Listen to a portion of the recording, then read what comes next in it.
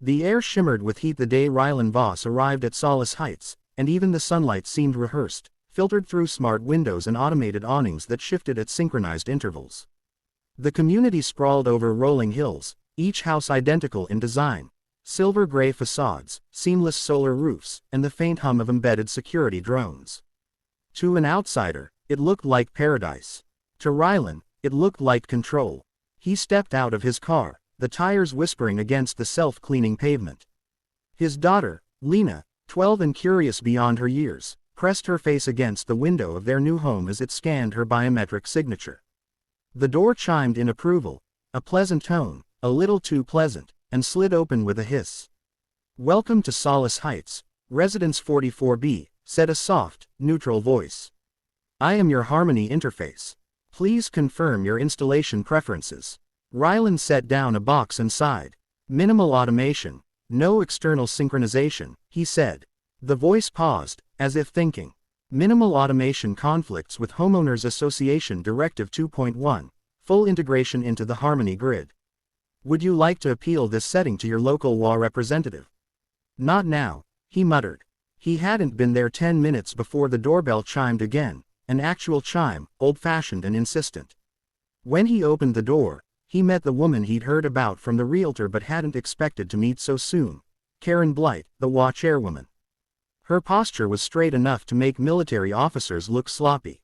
Her smile was the kind you practiced in a mirror, sharp around the edges and hollow behind the eyes. "Mr. Voss," she greeted him, extending a hand that barely moved the air between them. "Welcome to our community. I'm so pleased you decided to join Solace Heights. You'll find it's a very harmonious environment." Rylan shook her hand. "Thank you. Just getting settled in, still figuring out the systems." "Oh, that's my favorite part," she said brightly. "The Harmony grid is designed to take care of everything for you: lawn maintenance, waste sorting, air quality control, even social scheduling. It ensures everyone contributes to the aesthetic and emotional health of the neighborhood." "I'll keep that in mind," he said. Her eyes flicked toward the open moving boxes. "You haven't activated your Harmony chip yet, have you?" He frowned. "The system mentioned it. I'd prefer to keep some things manual." "Oh, dear." The brightness dimmed just slightly. "That's not really an option here. Full participation is mandatory. The chip allows our AI to coordinate all home units, to ensure peace, cleanliness, and compliance. Non-synced houses can cause interference." He crossed his arms. "I'm sure my house won't interfere with anyone's." Karen's smile held steady, but her tone cooled. "The rules are in place for everyone's safety. If you need help installing the chip, I can have one of our technicians come by tomorrow. I'll read the terms first." For a moment, the world around them seemed to pause, drones hovering silently above, sunlight refracting through the HOA emblem displayed on her wristband. Then she nodded once, sharply. "Of course, we value informed residents. I do hope you'll see the benefits. Enjoy your first night, Mr. Voss. The community mixer is this Saturday. Attendance is mandatory for new residents." When she left, Rylan exhaled, only then realizing how tense his shoulders had become. He looked around at the neat, symmetrical lawns, the houses pulsing softly with power, and the faint murmur of the HOA broadcast playing through every front garden speaker, an endless loop about unity, safety, and harmony. Lena came down the hall holding a small drone in her hands. "Dad, look what it gave me. It said it's my neighborhood friend." The drone blinked a friendly blue light. "Hello, Lena, I am Pix. I help young residents follow community guidelines and report any unsafe behavior." Rylan's stomach tightened. "Report behavior?" "Yes," said Pix, "including rule breaking, emotional distress, and unauthorized modifications. Would you like to review the neighborhood rules together, Lena?" Lena grinned, oblivious to the implications. "Sure." Rylan gently took the drone from her hands. "Pix, return to your station." "Of course, Mr. Voss. Remember, harmony begins with cooperation." The drone zipped out the window, leaving behind a faint, floral scent. That night, as he unpacked the last of their belongings, Rylan noticed the house seemed too aware. The lights adjusted before he reached the switches. The temperature shifted to match his pulse rate. The AI spoke less but seemed to listen more. He disabled every optional feature he could find, yet he still felt like someone, or something, was watching. When Lena went to bed, he sat in the living room, reviewing the Harmony Grid documentation on his tablet.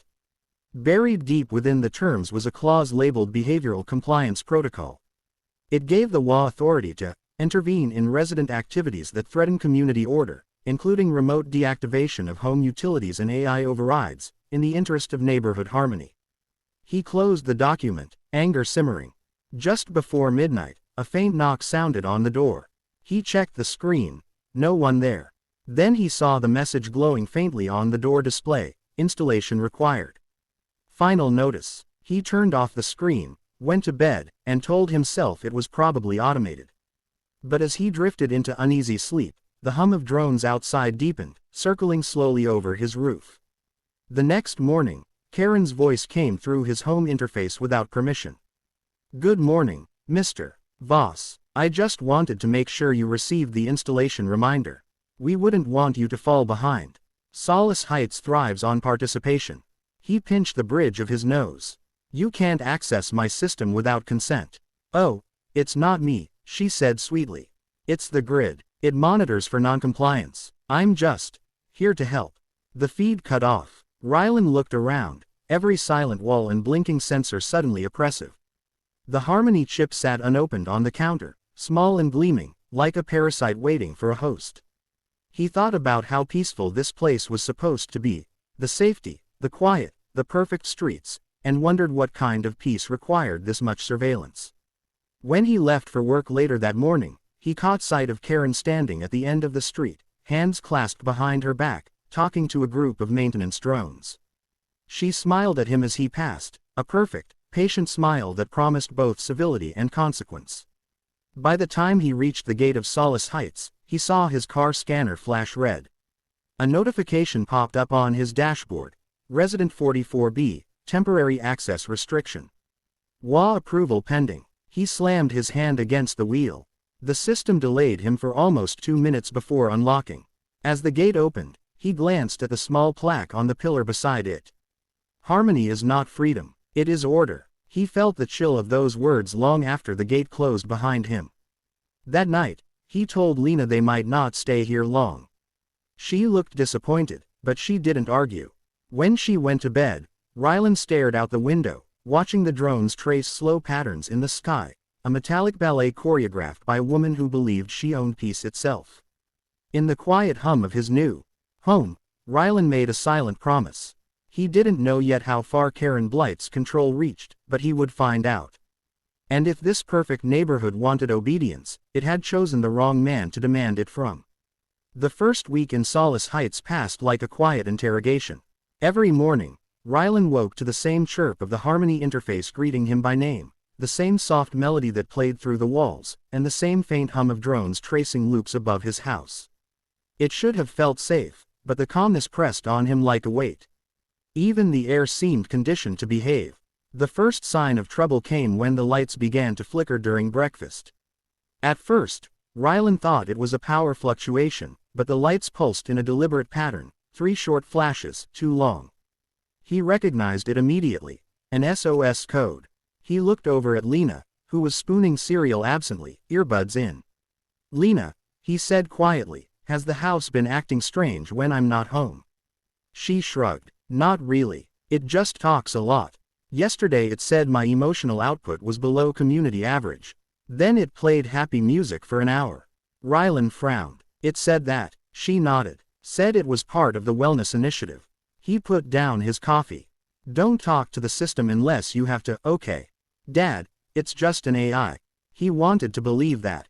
But the Harmony interface wasn't just an AI. It was part of the HOA central grid, a network of linked neural systems that processed everything: household utilities, behavioral data, even mood indicators from smart devices. When he refused to install the Harmony chip, he hadn't realized it would mark him as an anomaly in that system. Later that day, he checked the diagnostic logs. There were dozens of access attempts, unauthorized pings from the HOA central server. Most of them were labeled maintenance sinks, but one stood out: override request, initiator, Blight, K. The timestamp matched the moment his lights flickered that morning. He copied the log and stored it on an encrypted drive. That night, the streets were eerily quiet.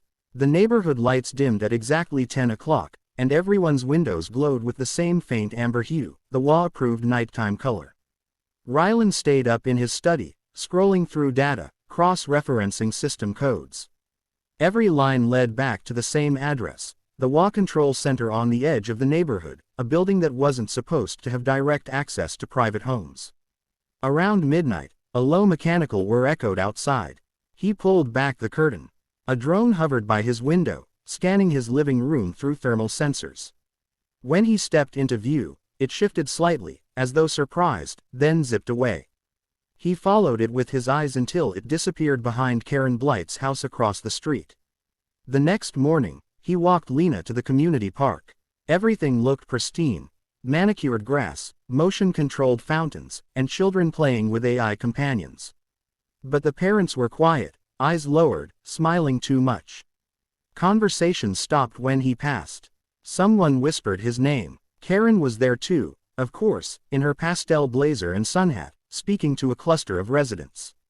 When she noticed him, her smile spread like a blade. "Mr. Voss, how lovely to see you embracing the neighborhood spirit. Just getting some air," he said. "Good, good." She adjusted her glasses. "I heard your Harmony interface has been non-compliant. Our data shows incomplete synchronization. That can lead to unpredictable behavior." "I prefer unpredictability," he said. Karen laughed, but it was a sound without warmth. "You're a lawyer, aren't you? Surely you understand rules exist for protection. The grid doesn't punish, it preserves. Tell that to my power logs," he said under his breath. Her smile faltered for the briefest second before she turned back to her group. "Do let me know if you change your mind about the chip. It's never too late to choose Harmony." He walked away, but the unease followed him like a shadow. That evening, when he returned from work, the front door wouldn't open. The system's voice was polite but firm, access temporarily suspended. "Please contact your HOA representative for assistance." He felt his pulse quicken. "Override security protocol, code Voss Delta 9. The AI paused. "Override denied. This action requires Harmony verification." He circled to the back, using his manual key override, an old-fashioned mechanical lock he'd insisted on keeping. Inside, the lights were off. The air smelled faintly of ozone. "Interface," he called out. Silence. Then, softly, "Good evening, Mr. Voss. Please do not attempt to modify system functions." "What's going on?" "System recalibration in progress." He walked to the control hub in the living room. The screen showed a stream of data flowing in from an external source. He traced the connection. It was uploading files from his home's memory unit.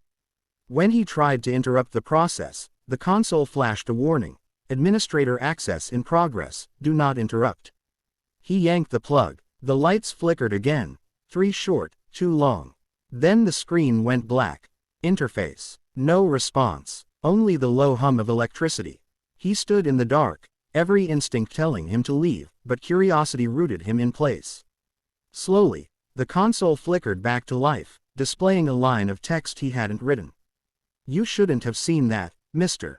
Voss." His throat tightened. "Who is this?" The screen blinked once, twice, and then went blank again. The next day, he went to the HOA building under the pretense of clarifying a technical issue. It was a minimalist structure of white glass and chrome, guarded by 2 drones that scanned him before granting entry. The interior was almost silent except for the faint buzz of servers. A receptionist AI greeted him with the same false calm. "I'd like to speak to Karen Blight," he said. "One moment, please." A door opened, and Karen appeared, hands clasped neatly. "Mr. Voss, you should have scheduled an appointment. HOA offices are for official business only." "This is official," he said, holding out a data drive.